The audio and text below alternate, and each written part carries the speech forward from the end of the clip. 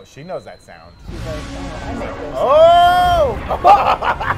Oh! Did he know she was on that show? I think he probably thought it was other people. He's like, I'm sorry, I messed with them. I'm back home, baby. Oh yeah. What's she gonna do? Oh.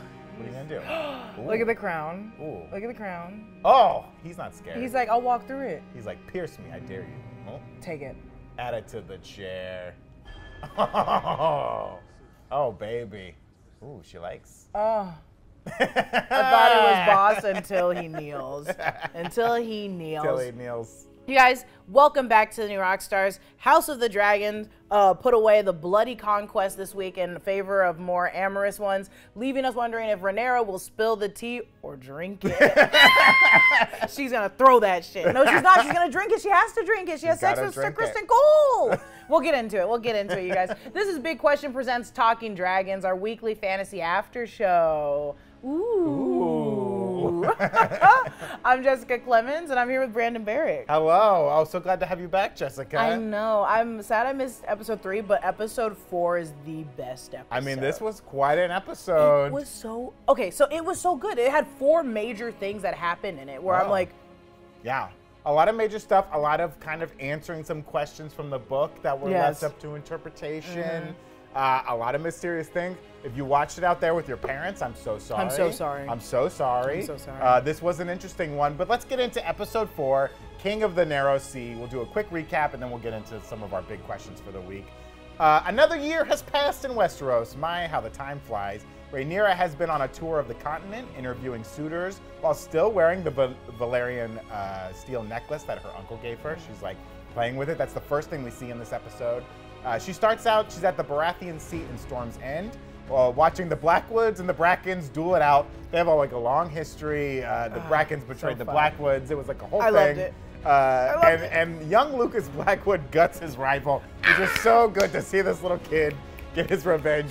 I just love the idea that the guy's like, Craven, and he's like, let's go. Yeah, let's go. Like, you say Craven to me? You say Craven to me? And, you know, Rhaenyra's like, I've had enough. Let's get out of here.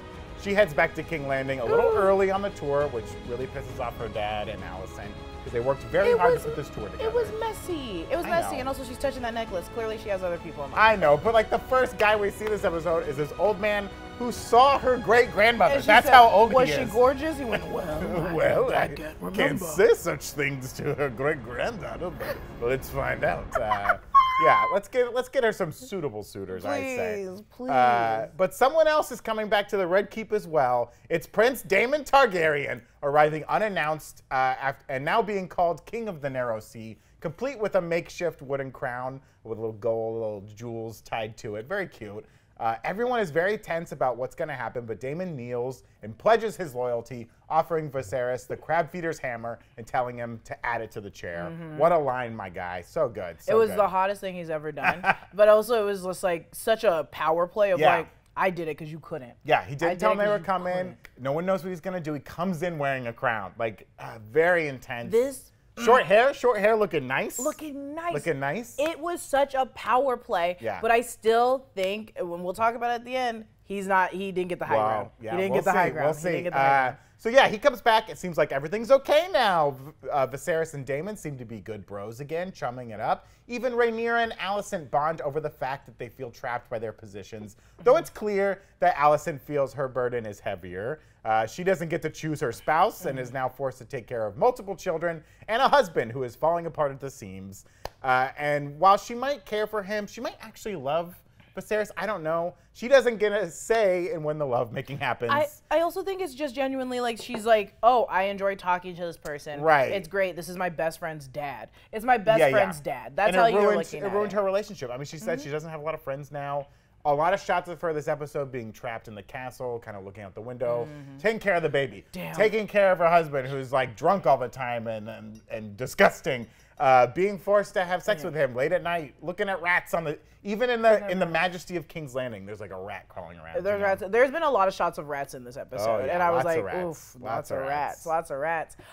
Daemon leaves a loot box for Rhaenyra to find, including some peasants' clothes that smell really bad, and a map to help sneak out of the castle. In King's Landing, they take in a show from a bunch of mummers that shows Rhaenyra might not be the small folks' choice as heir, which I love that. That shot of her being like, boo, boo, heresy. Also, so funny. girl, shush. Yeah. Shush, you really pretty and not dirty to be walking around the rest of us. Like, I would know immediately you're up to something. Yeah. Her sneaking out was also chef that was very I solemnly swear that I'm up to no good, right? It is. Yeah, the Red Keep, was built was finished under Maegor the Conqueror, right? And he purposely built all these secret passageways inside of the Red Keep. There's all these little secret tunnels and stuff. And then he got all the builders together. Was like, great job, guys. You made me a great castle with all these secret passageways. Here's a big dinner. And then the next day he killed them. Yep, they killed them. So a lot of people don't know about the secret passageways. That part in the book is very fun. Yeah. And him kind of, and Daemon kind of showing Rhaenyra like, hey, you can sneak out of here. There's all these there's one in your room. You didn't even know about it. You didn't even know about it. Yeah. That also, we'll probably get into it, but when she comes back and Ser Criston Cole's like, how did you Either way, you guys, is when it starts getting crazy. Yeah. They hit up some bars. Rhaenyra plays a little Aladdin, and then they take a trip to a brothel via Daemon's lead. Yeah. yeah, touchy. As Rhaenyra is led into this den of sin and is shown that some people get down however they want, Daemon makes his intentions for his niece known and very clear. And Rhaenyra goes from being nervous to taking control, and Daemon experiences some of the impotence we saw in episode 1 with what's her name? Mysaria. Yeah. As soon as like the woman is into it, he's like not into it. I like that idea and that theory, but I also am like, I think he genuinely does love her. He's just so evil, he doesn't know how to show it. Yeah, it's hard to tell what causes that moment. I mean, he bangs the wall and ditches her there, which is so, if he really loves her, that's messed up. But it's also brought up earlier in the episode too that, he hasn't been able to make an heir with his wife, who he calls the Bronze Bitch. What a name. So that is true. I forgot about that part, and he might be all around impotent for everyone. I think that's true, and that's a good idea. Yeah, let's hold on to that. Let's note that. The reasons for it could be plenty, but whatever the case, he ditches Rhaenyra after making sure she was spotted by some of the patrons. Yeah. He pulls her hat off right when they come in. Everyone, even though they're getting down, they're like, oh, I think I know who that girl is, isn't it? And they know who Daemon is. Yeah. So yeah. Also, you know them by their hair. Yeah. Like, their hair stands out. To rip off her beanie is like, oh yeah, that's clearly a Targaryen. Yeah, clearly. After making her way back to the Red Keep, Rhaenyra decides to take matters into her own hands and have her way with Ser Criston Cole, ever by her side or doorway. He's been there those last few episodes, always taking care of her. When she's hit on the ship, he's like, oh, are you okay? With the pig, he was like, we should go back, but they camped He's out. always taking care of her.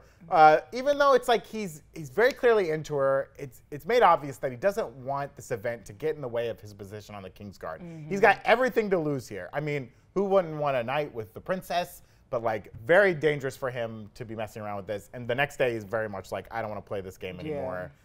Don't call me over. Like, I love this scene when he's like leading her into like Viserys' room. The like look on his face as he like opens the door for her through the helmet. He's like, you better keep your mouth shut, okay? Shush. Please, shush. But news of Rhaenyra and Daemon's night on the town has made its way to Otto Hightower via Mysaria, who's now known as the White Worm. She wears white. She gets into everyone's secrets. Otto tries to cash in on the gossip, but Viserys is not so pleased to hear that his daughter might have been coupling with his brother. I love the line read that Rhys Ifans gives here, where he's like, well, must I say it, my lord? He loved it. Coupling? Otto literally gets off to this. Oh, he was so excited to get the news. He's like in his room like, oh, I can't wait to get this gossip to the king. It's going to be so good. Oh, he's going to make my grandson the king. I'm like... while he's dishing this gossip, Alicent hears too, and she confronts Rhaenyra, but Rhaenyra is steadfast that she didn't have sex last night with her uncle. That's what she says. She's like, I didn't have sex with my uncle. And because Alicent is upset that her maidenhood would be ruined by her having sex before marriage, and that would ruin her marrying prospects. Yes. Again, Alicent and Viserys worked very hard to get this kind of tour put together of suitors, and they got to find a good suitor for her. You'll also notice that Rhaenyra is wearing a new necklace now. I do love this scene too, where they kind of switch positions. Like at first, Alicent has the high ground during this argument, and then Rhaenyra takes the high ground. Very, very, very good directing in this episode. Yeah, and it was fun to see like the new necklace. Like, I am so over my uncle. I hate him. What are you talking about? What a jerk. What a jerk. What a jerk. What a jerk. I mean, Yeah, he's a jerk. So Viserys confronts Daemon over the matter. Daemon doesn't deny anything. Literally, he does not deny a single thing. He says, yeah, I took her in there. Yeah, what about it? Yeah. And also asks Viserys to give Rhaenyra to him as his wife. Daemon says, piss off and go back to your lawful wife and never come back, and for real this time. He literally is like, I don't care. Yeah. I don't want to see you again. Don't have sex with my daughter. Alicent tells Viserys that Daemon is lying and Rhaenyra is telling the truth. Viserys doesn't know who to believe and tells his daughter that she's got to marry Rhaenyra Valerian, who was writing the Yeah, dragon. he was writing Sea Smoke. He's Corlys Valerian's son. Honestly, hot as hell.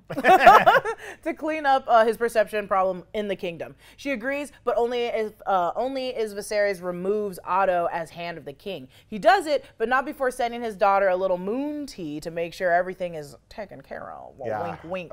Yeah, we're Wink, left at wink. the end of the episode wondering if she's gonna drink this moon tea. The Maester.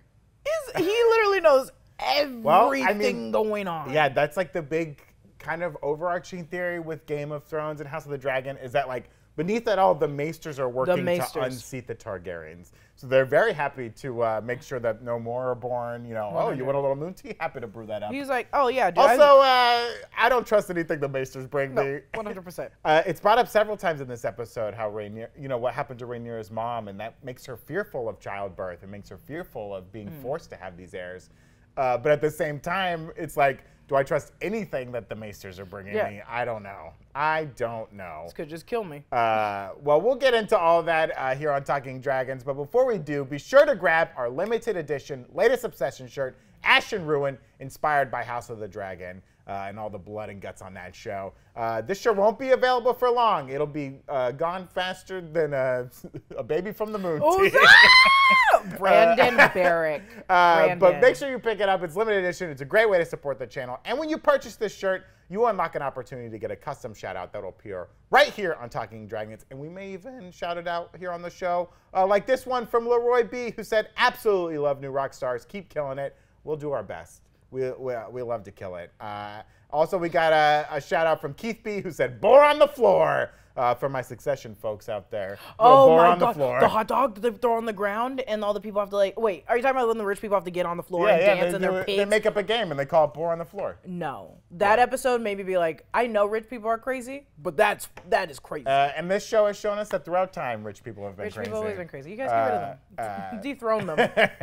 Dethrone them. Yeah, check out that shirt. Pick it up, newrockstarsmerch.com. Okay, so there were a lot of schemes and whispers going on this week, Jessica, behind all the tawdry affairs happening. We know the Game of Thrones is a dangerous one, but who poses the greatest danger now? It all leads us to our big question this week. Who's the bigger threat to Viserys here, okay? So we have Daemon on one hand, and we have Otto on the other, okay? They both have their weird little plans to get power in the kingdom. And this week it seemed like Viserys was finally aware of Otto's schemes. I want to talk about Otto first, okay? Yes. When he confronts Otto, he brings up this kind of story, this 5 days story, right? About how his dad was made the Hand of the King and then suddenly died of a bloated belly 5 days later. And then Otto comes in and now he's served his hand for 2 kings, right? He's this long-serving hand. He got his daughter Alicent in there. And it seems like Viserys is now like, this episode, he's hyper aware of everyone making moves against him, right? And he's like, get out of here. Do you think Otto worked to kill Viserys' father? He seemed quite shocked by that. But he also plays that kind of shocked face a lot. I don't know. It's hard because I think he genuinely is like my job, my loyalty. My loyalty to the throne because now my family's involved with the throne, like directly. His grandson is in line to be the king. He's got some blood in there. So I don't, but I think everyone's always fighting to be a part of the throne. That's why I'm like, I could see him trying to kill someone to get in, but I think he genuinely is a good hand. And maybe that's me believing Otto Hightower as an actor. Well, he does bring up a good point. He's like, Your Majesty, I got this news.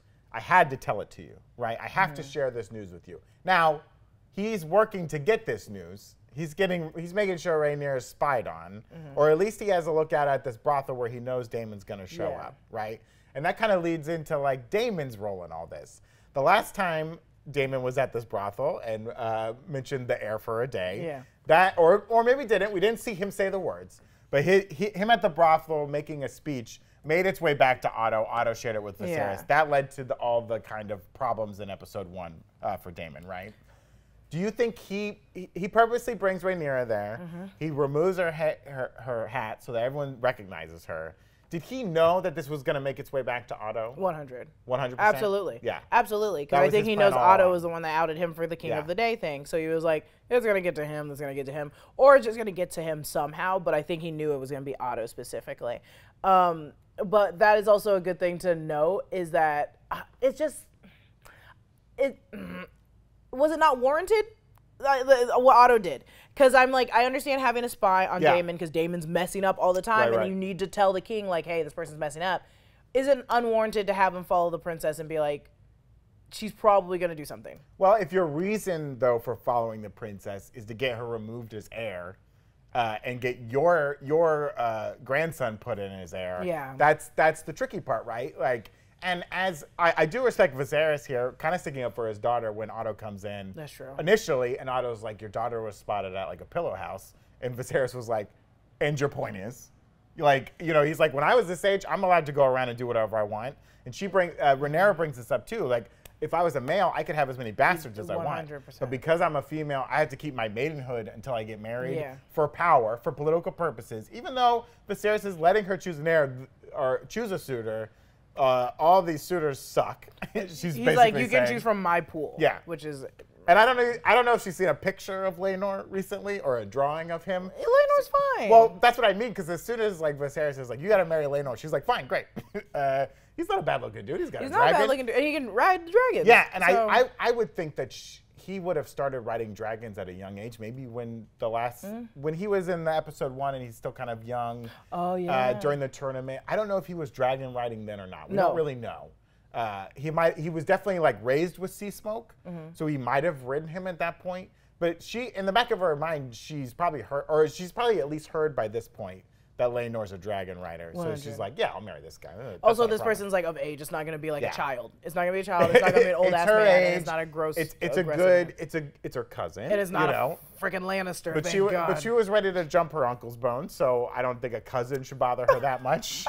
You know, I don't want to draw distinctions here. But her uncle gets her, and understand. I don't like that I'm shipping this incest. Right. But he's the only person that actually talks to her as an adult. I will say this episode, you know, there's a lot of heavy things to kind of wrap your mind around when it comes to sex and power and grooming, frankly. 100%. You know, Daemon's an older guy who's been kind of grooming his niece this way. This entire time. He's the only one in the family like really showing her affection. Like her dad has been absent. Like he's the one that's kind of raised her, and it's very manipulative of him to take her out of like her comfort zone, put her in this position. He's using her. He is using her, but in a way she kind of uses Ser Criston Cole because he's a man who he can't really say no to her. He could say no to her, but that would cost him his job. Him copulating with her could cost him his job and his life. Like, there's a lot of dangerous power plays going on here. Yeah. And through it all, like, Alicent is trapped as well. Yeah. Like, she's forced to have sex with the king. Oh, my God. What I like about this episode is this is the episode where we're finally... We can feel bad for Rhaenyra, but we're now seeing her. Yeah. And I think, like, when Alicent was like, at least you get to choose things. Yeah. I don't get to choose. And she's like, eh. And then when she goes and sees the town play, and she's like... They don't know. They don't know, and it doesn't matter. And it's like, well, you're going to be ruling them, so you should care what they think. She says something like, what they want is of no consequence to me. And like, that's kind of true. Like, they don't get a say in it. But that's also, you want to be feared or loved. And it's like, if you're feared, they're going to just not be with you. Well, and they're going to take it over. This is a time of peace in the realm. Yes, she doesn't know what happened, like, generations ago when the people kind of turned against a Targaryen who married his sister, right? Like, that drove the people crazy. They were like, absolutely not. And they kind of overthrew it. Through their rebellion, it kind of sowed enough chaos in the kingdom that Maegor was able to take over. Exactly. And they were like, well, this guy's terrible, but at least he's not married to his sister, though. Then he married a bunch of his family. So, you know, it happens. It happens with the Targaryens. Pick and choose, but just make sure it's not your direct bloodline sister. Yeah. But yeah, I think it is interesting. I don't know what Otto's next move is going to be. He's not gonna team up with Daemon. No, he doesn't want to. refuses He wants team to up with make Daemon. sure. If you saw the kind of like what's coming up next episode, you see that like we know Viserys is not long for this world. Yes. He's getting sicker by the day, by the year as they jump through. We see in the next episode. This was in the preview clip. He tells his daughter like, get my grandson ready for the throne. Yeah. Like that's his main thing. Like whatever happens, Otto wants to kind of secure the Hightower's 100%. position. Because again, he's a second son. His brother gets to be the Lord down in Old Town, and he's just kind of like, I've got to do something here. I've got to make sure that my 100%. position is maintained. Yes. So, well, what other families do we have? We have, because he's probably going to team up with another family. It's not going to be the Valerians. Right. He doesn't like the Well, Valerians. yeah, he's the one who's been Otto's been pitching ideas to Against- Viserys, like, marry your daughter to Aegon. Let's bring in someone else here. And that's his problem. He's only looking out for his family. So when it comes to teams and just having someone on his side, he doesn't have anyone else. Yeah. His son is his son still alive after getting knocked on his ass? Yeah, his son lost that tournament, but he's still alive. Knocked on his ass? He got embarrassed. He got embarrassed at the tournament. And when you're But embarrassed, that was years ago at this point. I really think, marrying Rhaenyra and to Laenor Valerian, it's a smart move. It is a good power play. Yeah. And Viserys brings up, we'll run the skies with the dragons, we'll run the seas with the ships. They got a lot of money. It's going to be great for us, right? And it is a smart move to combine these two. Let's have these two dragon riders kind of set up for success in the kingdom. And I'm sure Corlys is going to be very happy to hear this. Do you think Corlys is going to come back to the council now? No. Because he left as the master of ships. Do you think he'll come back? Well, maybe he will now because they're getting. It's like, okay, he didn't marry my daughter, but she's gonna still be in our family directly. Yeah. I think he will come back, but the biggest trouble will be like, are you gonna pass on the title to that damn Hightower son? Are you gonna? Well, what's interesting in the meeting, the small council meeting, a lot of the members referred to Corlys as the sea snake. They wouldn't say his name, which I thought was very interesting. It would be interesting if like Corlys came back to be the hand. Even though I think Viserys would never do that, idea. But it would be smart to keep him close. Yeah. To force him to be in King's Landing would be very smart. I don't think he will, but I think that's a good idea. that would be the next smart move. He's getting crazy and sicker, Right. like he's just and drunker. So I could see him just making bad decisions, which is bringing Corlys that close. It's definitely not gonna be Daemon. It could be the bigger guy. That's not a Baratheon. Who's the guy that? Lionel Strong. I think so. It could be him. Yeah, he loves him. We saw his son again, Breakbones. Yeah. Breakbones was the gold cloak that kind of recognized Rhaenyra in the streets, which I wondered if Daemon had kind of set that up a little bit. You think he orchestrated every piece? I think Daemon orchestrated every little part of that trip to King's Landing. Even having Breakbones out there because he could trust Breakbones. I don't know. Breakbones, I think, is really hot on Rhaenyra too. In the books, he's a potential suitor for her.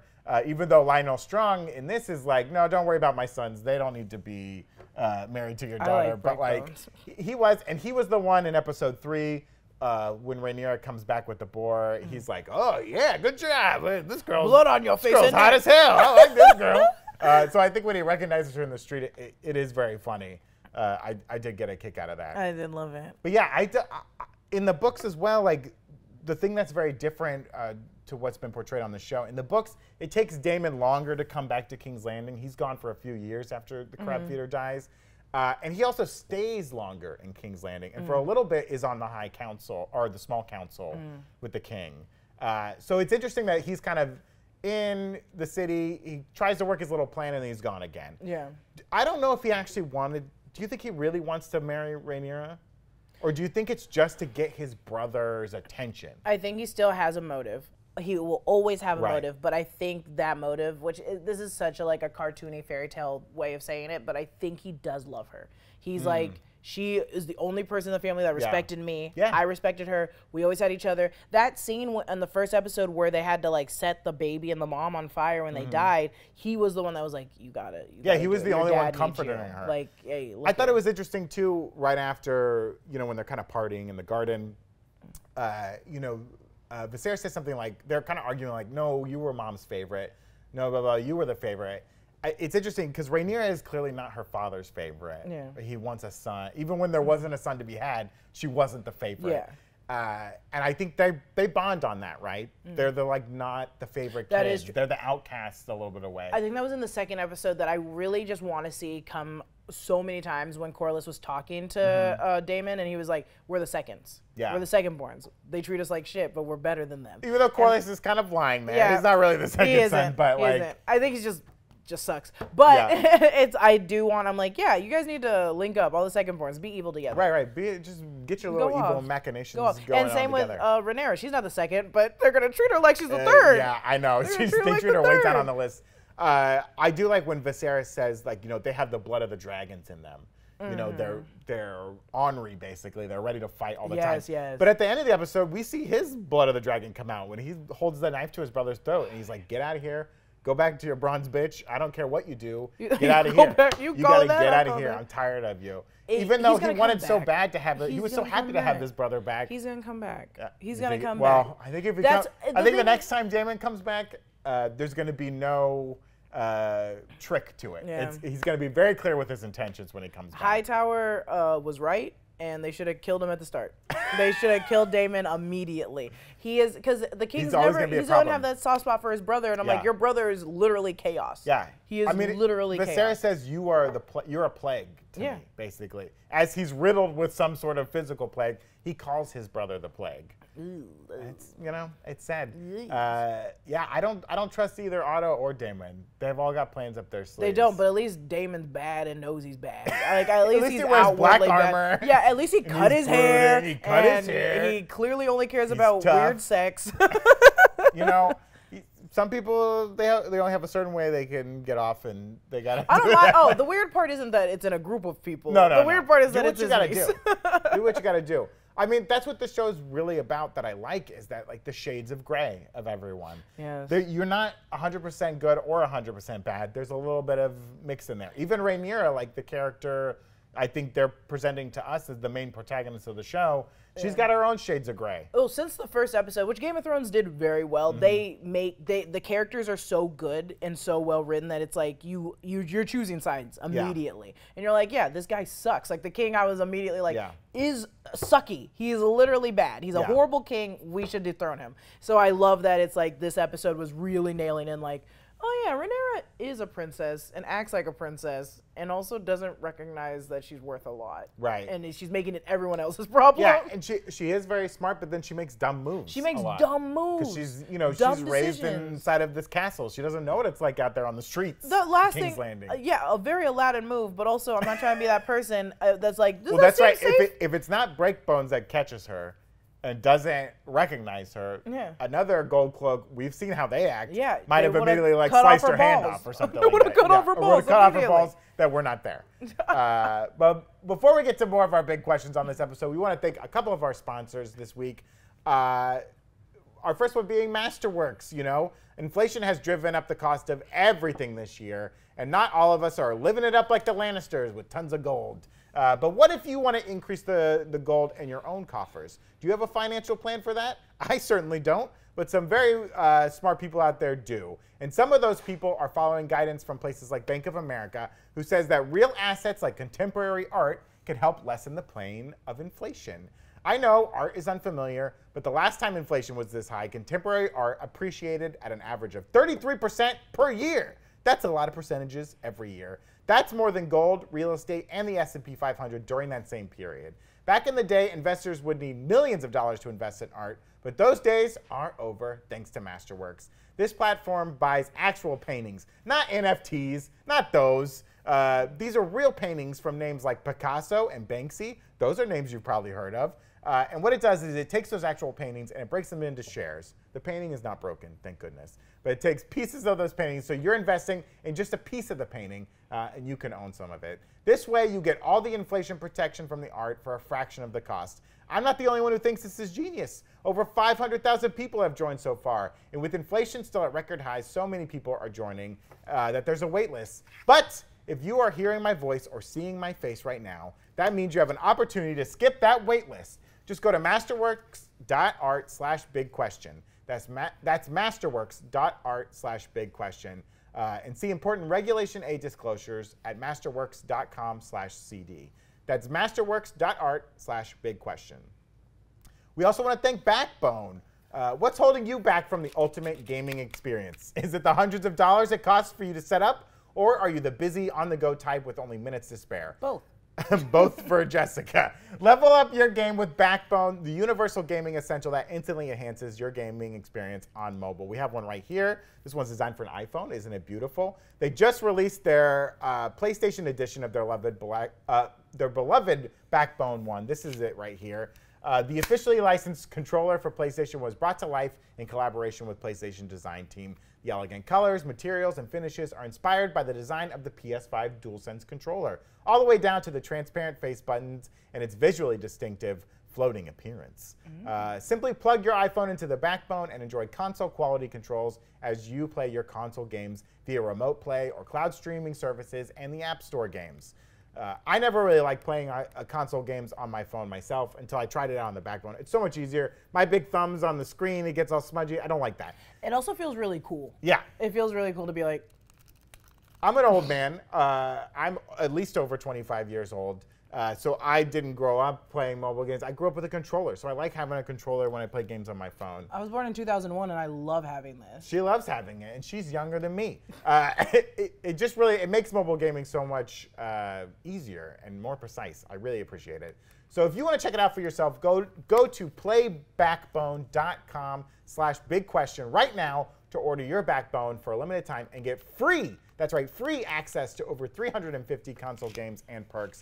Backbone is now the official partner of Diablo Immortal. Not only is the game specifically optimized for Backbone, but you will also receive $10 of in-game perks. Find your next adventure at playbackbone.com/bigquestion. Sorry, I forgot that we have 2 shows to talk about, so I spent the first half of this episode talking a lot about Hightower. We got more to talk about. We'll get to Rings of Power here in a second, but I want to ask you a couple more questions about this episode of House of the Dragon. This is my next question. Do you drink the moon tea? Okay? She's drinking the moon tea. This is how we leave the episode. She's drinking the moon tea. This is a real prisoner's dilemma type test, right? Okay. The maester comes in. She's like, what is this? He's like, it's a little tea, a little special tea. I brewed up. You got to be very precise. Don't worry, I was precise. Let's hope.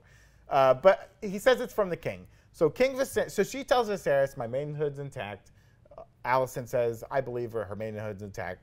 It's not intact. But that doesn't matter. As far as the king knows, if he believes his daughter, it is. He doesn't believe his daughter. That's fine. He was also a young man. He sowed his wild oats. This is him basically saying, without saying it to her face, like, here's the tea. Just drink it. I don't care what you did. Let's drink the tea. Now, if you are Rhaenyra in this situation, in theory, you send this tea back, right? But this is going to get back to the king that you don't drink the tea, right? Which is what she should be doing if she wants to keep up the facade of, like, I kept my maidenhood intact, right? Yeah. But in the back of her mind, she's probably thinking, maybe I should drink this tea. Because she had a night of passion with Ser Criston Cole. We don't know how that night ended. Yeah, we don't know if he pulled out. There you go. But even that is not 100% effective, right? Yeah, that's true. The only 100% effective thing, as my youth pastor would say, was abstinence. Oh, I didn't listen to the condom. Did they have the goatskin condoms at this time? They might have, but again, not 100%. Yeah, even our modern condoms are not 100%. So she's probably thinking, I should drink this tea, which my wife wanted to call Plan T. Instead of Plan B, Plan T. Okay, wait, get off the show. Get her on the show. She made sure, I made sure to give her credit for that. That was a good one. So he gives her the Plan T. Does she drink it? So I think maybe you gotta like drink it, but then fill it up with a different tea. And then give it back to the maester. And hope the maester's like, this is the same tea I brewed. Well, that's the thing. The maester would know, right? So yes. Maybe like, when he comes back the next day, you'd be like, oh, I didn't drink this tea, give it back to the maester. But as you're giving it back, you like smell it like, oops. Oh, no. I spilled the tea. He's like, that's water. Or it's milk. He's like smelling the ground. He's like, look. I know what it is. I know what it is. The maesters don't know what they're doing. I mean, she's got to drink the tea, right? The thing is, yes, she's got to drink the tea, A. B, I know that in the storyline it's a big deal, but I'm also like, maybe it's not. Maybe she just drinks the tea just to be like, are you happy? I didn't have sex, but I still drank Right, your right. stupid tea, your stupid Earl Grey. Yeah. So like it's like, but I understand that she is a dragon within herself. She is a young girl that's like very upset. As soon as she fought with her dad, she instead of getting in her car and driving to the McDonald's parking lot like I did, she got on that horse and drove into the middle of the woods. So I'm like, yeah, she's very defiant, and she would normally send that back, but it's like, just drink it and then throw that glass against a wall or some shit. Like do something else outrageous. Now we also, this moon tea made me think about, we saw Alicent drink some tea. You think it's the same thing? Well, you know, the Maesters need to brew it, and I think it was implied that Alicent was drinking like kind of a relaxing tea. She's had a hard day, taking care of her baby, taking care of Viserys. I still think it's the poppy. The milk of the poppy, a little milk of the poppy. I think she's like, I think she's trying to chill out. But it made me think that, like, is Alicent sick of having kids? 100%. And is like, I'm going to drink my own tea that's going to keep me off the baby-making game for a little bit. Okay, so is this after she had the girl already? She well, was holding the girl. Yeah, it's been a year since the last episode. So whatever baby she was very pregnant with before, she's definitely have it. And I think that was implied that was the baby we saw her I think this soothing, is just... because that wasn't Aegon she was soothing. Yeah, I think this is just mirroring just like a 40s housewife. She's like, She's so don't like this dude. life. This life sucks for me. Yeah. My dad like literally forced me into coupling with this my best friend's dad. Yeah, ruined everything. I think it's just her being like, this is her form of Quaaludes. Yeah, we see her like looking out the window, and the window is like covered with you know, it's like it's a prison. She's in a prison where she's forced to copulate with the king, even whether it's late at night. Girl, when I saw that scene, I was like, act like you're asleep. Pass out. They're not gonna No, shake you he awake. grabs her face with his gross hands. Not him. Ugh. No, I mean like when the girl came in and was like, oh yeah. Don't say come in, just act. Yeah. She like gets Conk up out, and is like, come in. I It's like, love. No, just be asleep. I love Alicent, and this is a weird. This is a weird character to like. I think a lot of us should like her. She is working her ass off, and if she betrays anyone, rightfully so, because she has been dealing with so much shit. Well, and I think she poured a lot into this tour and like actually trying to find a good mate for her friend. When she's like, my friend gets to choose, I'm gonna set up as many options. And for Rhaenyra to come back early and just like screw it all up, and now she finds out she's banging her uncle in a pillow house. She's like, you're ruining everything. This is all I have in my life, and you're screwing it up. It's like, and it's frustrating for her because she has no control of anything. And now we're gonna see how Viserys is gonna start treating her like shit. When she was talking, when they were talking to each other, and he was like, "Oh, the tapestries," and he was like, "Oh, you stupid bitch!" Like it was like, no one wants to see so curtains. Wants to see the more tapestries of people banging all over. We can't even show them on the show. If you haven't noticed in the show the tapestries in the background, check them out. Alicent's room is full of pornographic tapestries of men, women, dragons engaging in all sorts of fornication. It's wild. Why do we got these? Why do we have tapestries? We couldn't get them. The printer refused to make the tapestries we wanted. We couldn't find the right guy. Oh my God, but she drank that tea. She's drinking that tea, and she's got to drink the tea, or else she's going to be having Ser Criston Cole's baby. But if she did have Ser Criston Cole's baby and the Valerian baby, they kind of look similar. So maybe no one will ask. I mean, a Dornish Targaryen mix would be quite interesting. I don't know. As the baby grows up, they're like, this is a Dornish baby. This is a Dornish baby. Dornish I mean, they baby. clocked those Dorns from a mile away. They They're did. like, that man's Dornish. That's Dornish? It's Inappropriate. problematic. One more quick thing. Let's talk about the pyromancers in the song. The pyromancer's song in the Blade. Oh yeah. We learned a little bit more about the cat's paw blade this episode. That was kind of wild when this is when Rhaenyra is led to her dad's room, right? Criston Cole's like, don't say anything when you go in there, okay? She walks in. She doesn't see her dad. Instead, she sees this blade that she's been told of how important it is sitting in fire. And man, my heart sank for a second. I was like, what is he about to do to her? I thought he was going to burn her. But then he comes out of the shadows like, oh, don't touch that. But we learn a little bit more about the history of this thing. So this blade came from like, we can trace it back to Aegon's father, Rhaenyra. I think I'm saying that inappropriately. We don't know where it came from before that, but it comes from Valyria. We know that much. It's Valyrian steel, obviously. It survives the doom. And the pyromancers kind of put the song into it.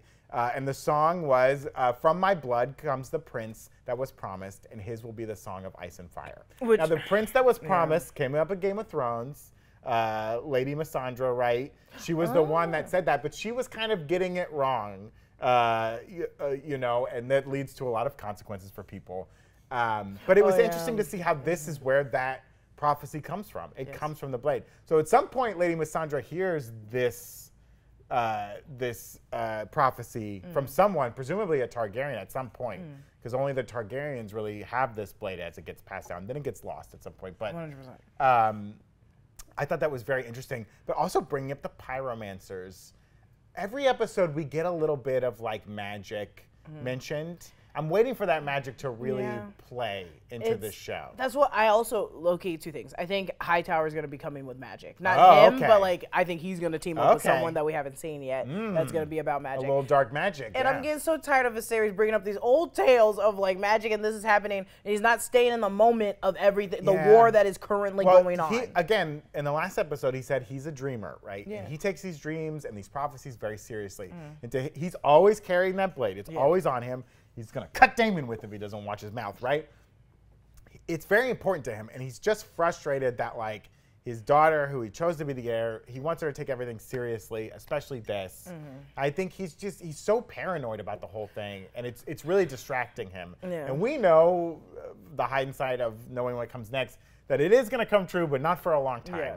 And he doesn't need to stress so bad right now. That's what's irritating me, which also, low-key, is what's irritating me with Lord of the Rings, too, because I'm like, we know what happens. And it's gonna be so long until it actually happens. But this is what happens to the Targaryens, right? Like, as you get named the heir, you get told this thing, and how you react to it is very important. Yeah.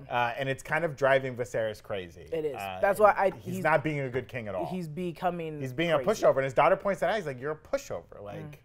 Whoever you talk to, you do what they say, and it's like, you're the king. Don't let Otto Hightower tell you what to do. Get his ass out of here. He's trying to please everybody, and I think it was when he was talking to Viserys where he was, or when he was talking to Rhaenyra, where it was like, why was it Rhaenyra where he was talking to someone and was like, why would I start a fight with them?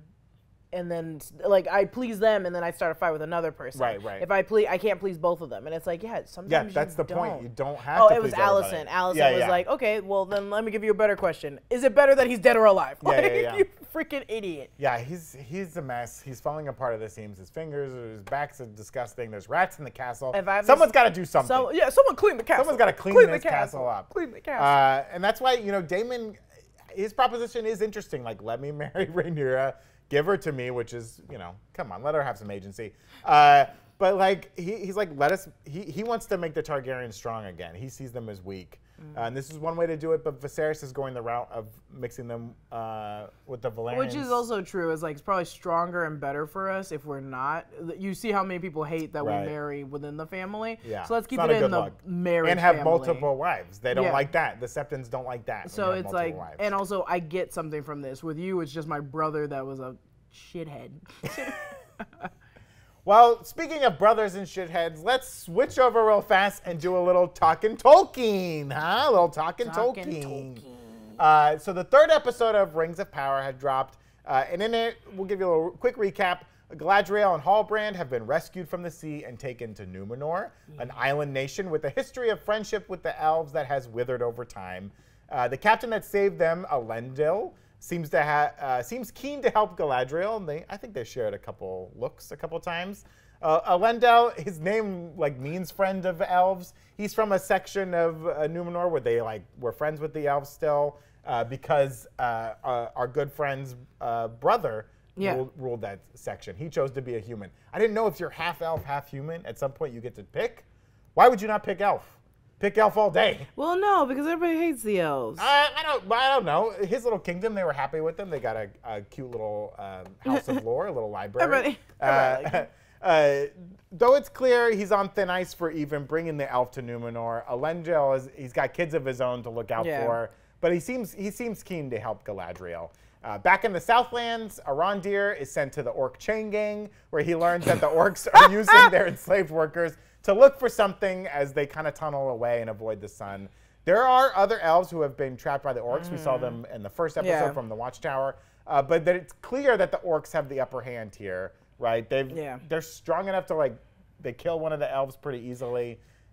And also, okay, we can get into it. That scene was so good. I loved it. But also, I was like, why that one? I was like, what? You waited till the third one gets its drink and then just go. Well, you can't make him move first. I don't know. So the elves, they kind of wait until the right moment when the sun is strong to make their move.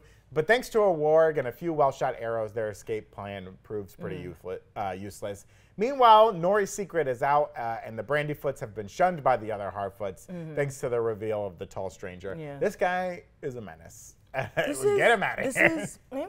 Also, yeah, help move the cart, guy. He said, nah. He waited till Dan's like almost dead. All in all, we learned that Sauron now goes by the name Anadar, so make sure you get it right. That looked like where Arondir was being taken towards the end. So that was this episode of Rings of Power.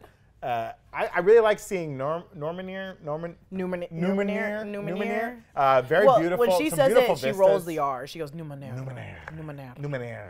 And I was like, it's either way, I like, which I mean, I think we're getting from this is seeing these villages or not villages, giant towns that are now like scrapped in Lord of the Rings, and it's like this is how pretty it was at one point, and I'm like, oh, everyone's dead. I know. By the time we get to the Lord of the Rings, we knew a lot of these cities are destroyed. Is this where Viggo Mortensen's from? I don't 100% know. Is this where Viggo Mortensen's from? Dashel? Kind of. Our Lord of the Rings expert says kind of. I thought this was where he was Let from. us know in the chat how wrong we are. You guys, I'll be honest. I watched... Oh, Viggo Mortensen. Oh, he's from Brooklyn? Is from New York City, confirmed. Oh my God, that makes sense. Not an actual elf. Yeah, they're definitely setting things up right. It's like all these people got to learn to get along if they're going to fight off the evil. And evil is, I think that's kind of the theme of this show, right? You're worried about your struggles between different species, different races, but what's most important is the evil that's brewing right underneath you, who doesn't care. They don't care what you are. They're going to defeat you. Yeah. They're going to take you out. We also, Galadriel got a little clue into the little symbol she's been looking for. It's not a word. It's a map. It's a plan. It's a plan in case I'm killed. And that plan is coming to fruition now. Let's do a little bit because we have our two fantasy shows. They're very different. Let's go through a little which you like. Which one's doing it better? Okay. We had two ships in these two episodes. We saw the boat that Rhaenyra was on, and we saw the boat that the fleet of Numenor has. Oh, yeah. Which ship do you like better? Which is like I'm not trying to be this person. I know that you just said the Numenor ship, which also I'm gonna choose because the Numenor ship. We forget that she was when the hurricane or the wind and everything happened. They had to makeshift shift. Makeshift ship. So I'm gonna give them a bonus point for that. So I'm gonna say. Oh, you like their little makeshift boat that she was just kind of like pulling ropes on it. Yeah. Like I don't know if it does anything. Your little like. I watched Moana, and I don't think this is correct. I don't think that's how that works. I don't think that's how it works. You need Moana. Yeah, but I think their ships are cooler, but also because we've seen the ships from House of the Dragon too. Yeah. And it's nothing special. It's cool. I kind of like the big front on the Targaryen ship. I like the Numenor. I like because it matches. It's almost like an icebreaker, but there's no ice. It sort of matches their armor, and also it's like this. We're gonna get a bunch of more different ships, I think, in not House of the Dragon. Rings of Power versus House of the Dragon. A lot more style to it. Which food did you like better this episode? We saw Hallbrand eating some clams. That's not fair because I was we got some good spreads in House of the Dragon this week. We got the when Rhaenyra and Daemon were kind of just talking in the garden, and there's like a whole buffet just laid out. And then what did we get? Like who gets to eat that? We saw a little cake. She ate a little like citrus off the top of the cake. In Ring of Power, we got snails. This week we got the clams. That food looked good. It was a good-looking clam. Oh, I forgot that. Okay, you guys, we have to watch all these shows, and so they kind of blend with me sometimes. Together. And I forgot that fight scene is so fun. I love him. So yes, I like that. The clams look good. The mussels. Yeah, he's clearly like some sort of royalty that's kind of hiding away, which is a very interesting reveal. He's a good little thief. He's a good little fighter, and he's maybe a little secret king hiding away. I'm 2 out of 3 for Rings of Power right now. I mean, it is some fun fantasy. Which would you rather have? Would you rather have a warg or a direwolf? Direwolf is more common looking. You could take it to the outdoor cafe. The warg was that little dog thing they fought at the org camp. That's a warg. I like that. You like that nasty looking thing? I liked it. I like the creatures in Rings of Power so much. Oh, okay. They're so fun. You liking the creatures? It's Lord of the Rings, so they have more room to be like, let's get really mythical with this versus House of the Dragon. I did really feel bad for Arondir this episode when he's like, I'll chop down the tree.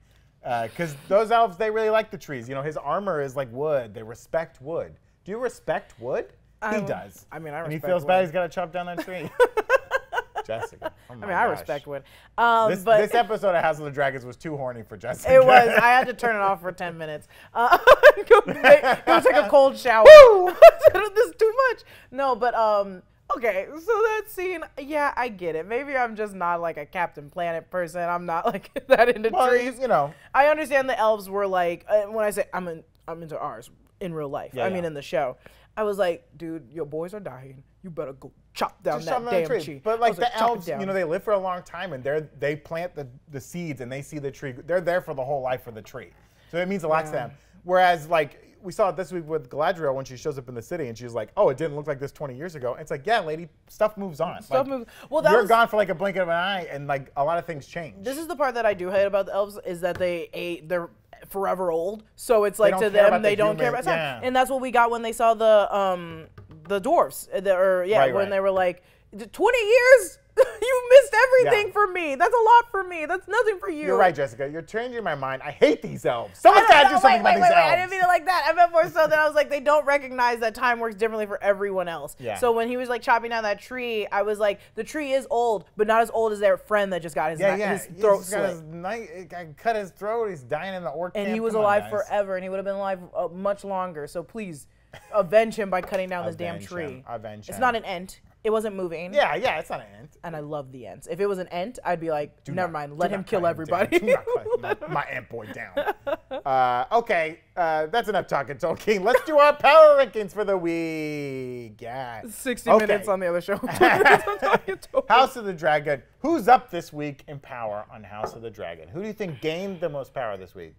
I'm going to say Valerian Corlys. Corlys Valerian. I think Ooh, not Corlys. even in the episode gains the most power. Yeah, right? He's going to be very Should we happy choose when he people gets that this are in the news. episode? No, I like that. I Okay. think that's a very kind It's of a definitely shadow. the Valerians. A Not shadow only are move. they now just getting married in, they co-killed the crab feeder guy. They're just on a They're high. running the stepstones. And then looking the good. daughter's getting married to someone else. Yeah. They're fine. They're good to go. Oh yeah, that's right. You know, we heard that the daughter Lyanna is being married off to someone from Bravos of the Free Cities, and so like a partnership with the dangerous. Valerians and the Free Cities is very problematic. So the council's like, you got to fix this problem with your own marriage. So yeah, Corlys, I think that's a great move. He's riding high. I would also say, for the first time ever on Talking Dragons, Viserys is up this week. I think he gained a lot of power this week. Our boy is weak. He's fallen apart. He's in a loveless marriage. But here's the deal. Oh, yeah, please. He kicked win out me. Daemon and he kicked out Otto. And I think those were both two strong moves, and it makes him look powerful for once. Sure, agree to disagree. It makes him look a little powerful. I think kicking out Daemon is like, you've done this twice before. I know, but he Fool me means once. it this time. He's serious. Okay. I mean, Corlys was, he probably I definitely think gained the kicking most out power. Otto was a big thing. Yeah. That is a huge thing. The hands, what we know from Game of Thrones, the hands don't get respect that much. No, they don't. They don't get respect It is that much. tough out there for a hand of the king. I would It never is want to be the tough hand out of the there. king. I'd rather be the king, and I don't want to be the king. Yeah, the king's a bad position too. Do you wanna make a pick for Rings of Power? Who gained the most power this week on the Rings of Power? I'll tell you mine. Who's yours? It's Anadar. It's Sauron, basically. He's doing Oh, great. yeah, he's doing great. These idiots can't get their shit together, and he's gonna run this place. Easy. That's easy. That's easy. He's I doing would great. say, well, that's hard because I don't think it's Galadriel. Or Galadriel? Galadriel. You don't think she got the most power? No, because she's like also being hunted by the queen. Yeah, Or people are tough is on she it. the Well, queen? she's Is she the queen? she's the queen regent. Right now, because her dad is the king Yeah, that's yeah. been locked up inside. Yeah. Of She's putting together a little army though. She's getting a little bit of power. She's getting a little bit of Rings of Power. But it's like not enough, and it's just her by herself right now. Well, she's got the captain. He's into it. And then I would say Elendil, but I remember what happens with his son in the future, so I don't really. We're not worried about the future right now. Okay, I was Okay, gonna say. who's down this week? Who lost the most power on House of the Dragon this week? Not Rhaenyra. Not Rhaenyra. Oh, well, Otto. Otto's pretty down. Otto was riding high, and he's pretty down. Yeah, he got hit. he got knocked off his horse. He got knocked off. He lost the hand of the If king. it wasn't- He's if still he- got a grandson, possibly in line for the throne. If he didn't lose, but he's the matriarch of the family. Yeah. He's the one. And so he lost his one position. If he didn't lose his position, I'd say it's Ser Criston Cole. We did. Oh, okay. He is down on power this week. My has boy's nothing. sweating. He's sweating. It's literally easy for him to lose everything, including his life. My his boy's life. going home at night, taking 30 minutes Just to get being all his like- armor off, being like, Okay, what can I do to avoid her tomorrow, but also watch her? Oh, did she drink the moon tea? Please tell me she drank the moon tea. Please tell me she drank the moon tea. God. I love her so much, but I hate her at the same time. Oh my God, this girl get me in trouble. oh, get me so trouble. Yeah, he's pretty down this week. I think I agree with you though that Otto is pretty down this week. I mean, my boy Daemon, he might be down again. He took a hit this week. He's not looking because great. he was placing everything. He was still using everyone like a chessboard. He gets a bad hangover. He gets he's got to pay for the hotel room for his ex. You know what I mean? She said, "Pay on your way out." Pay on your way out. He said, "What do you call her?" He was like, "I'm not common anymore. The not so common whore." I was like, "You talking a lot for a man that's asleep on the ground." She's the white worm now. She's trading secrets. She knows how important that is. Go off, girl. She's doing good. Honestly, she's up. She's up. She's up? She's up. She's up this week. She's up Good this for week? her. What about Rings of Power? Who do you think lost the most power this week? All of the... Anyone who's not an orc basically lost the most power. I mean, Arondir really took a big hit this week. Yeah. Some good fight, put up a good fight, but man, got 2 of his brothers killed. Not looking good.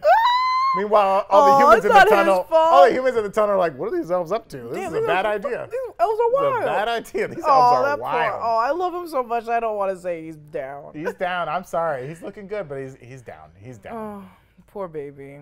Yeah, I'll agree. I'll agree. He did get his boys. Basically, anyone who's not an orc is down bad this week on Rings of Power. Not looking good for them. Not looking good for Middle Earth. But that's it for this episode of Big Question Presents Talking Dragons. Be sure to check us out right here each and every week. We're breaking down the shows right here on New Rockstars, spitting fire with the Targaryens, discussing Rings of Power with the humans and the elves and the dwarves and the Harfoots and the orcs and all of them. Can't get along. Don't forget to check out our many great merch options over at newrockstarsmerch.com. Pick up that latest Obsession shirt. Eric's breakdown of the episode will be up tomorrow on the channel, so be sure to check that out. And stick around for all the awesome fantasy action that's going on here on New Rockstars. Follow Jessica at Lulu_Clemons. Follow me at Brandon Barrick. And just make sure you subscribe to New Rockstars wherever you get your podcasts or watch the show. Subscribe to Big Question. Do it all, baby. Have a great rest of your week. Thanks for watching, and we'll see you next week right here on Talking Dragons. Goodbye, Drew Carey! Drew Carey!